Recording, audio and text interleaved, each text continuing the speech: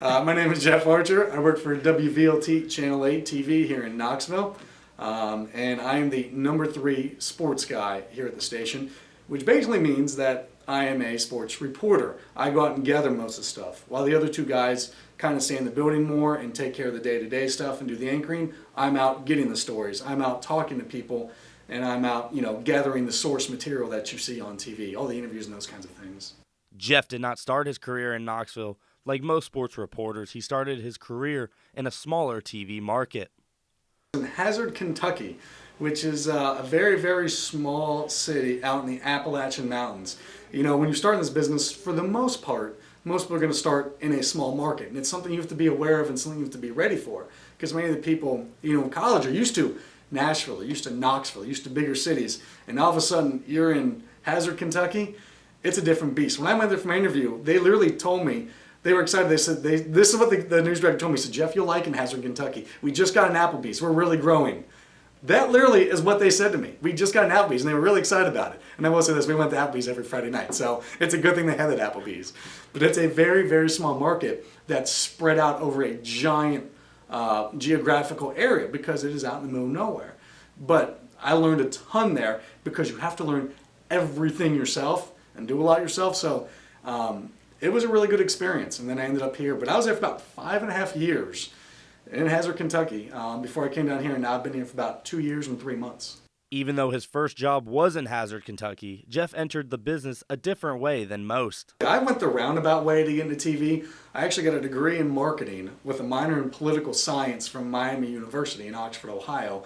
I wanted to do broadcasting all my life, but my parents didn't see it as a viable option, so I got a degree that they would be happy with, and then I sort of worked my way into broadcasting by doing 4 years of women's college basketball for free for Miami University, and then I got a radio gig from a guy I knew from doing that, and I did radio for a year.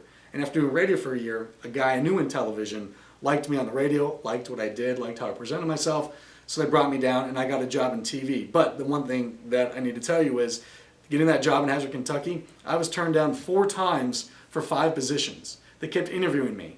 One time, no. Second time, no. Third time, they interviewed me, no. The 4th time, there were 2 positions open, and I didn't get either one of those. So the 5th time when they called me, I literally said, please, I don't want to waste my time. I'm sorry. And they said, no, come down. Really, we like you this time.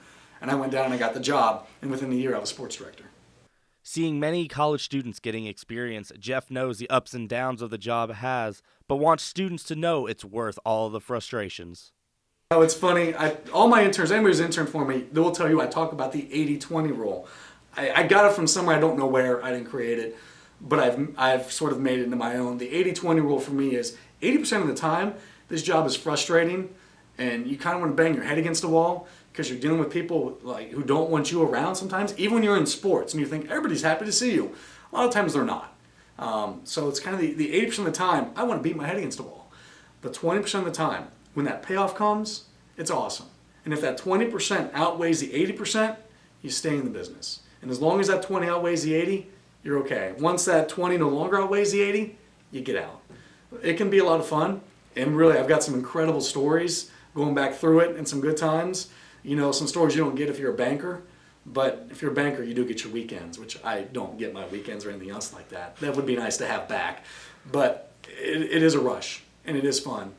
But there's a lot of frustration. It's a job of highs and lows. It's peaks and valleys in this job a lot of times, and there's a lot of frustration. I mean, there's times when Daryl and Rick are yelling at me, or I'm yelling at them, or somebody's back and forth, and 5 minutes later we're laughing about something. So there's a lot of highs and lows in this, and it's fun, and it gives you great stories.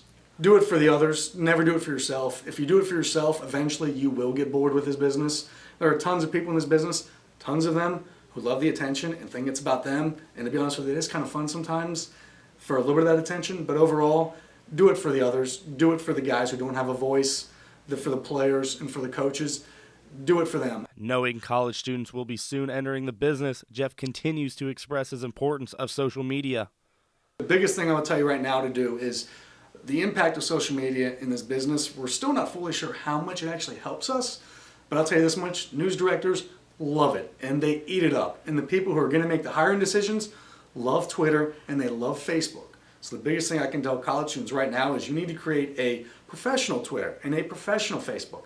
I know you guys are all on Twitter now, but you look at some of the stuff you tweet, and it's never anything really all that bad usually, but it's stuff, do you want your employer to see that? And that's kind of what you have to ask yourself. So if you can create a professional one, that would be like Jeff Archer TV, Jeff Archer Sports, anything along those lines, I would create one of those. So when you go into that job interview and the news director says, are you on Twitter? And you say yes, and you give him your Twitter account to look at, he's not going to be seeing you with cat pictures, or you with silly pictures of your dog, or you shotgunning a beer from homecoming. He's going to see articles that you tweet out with links and other things that are professional kind of in this business, whether they be news or sports or even weather.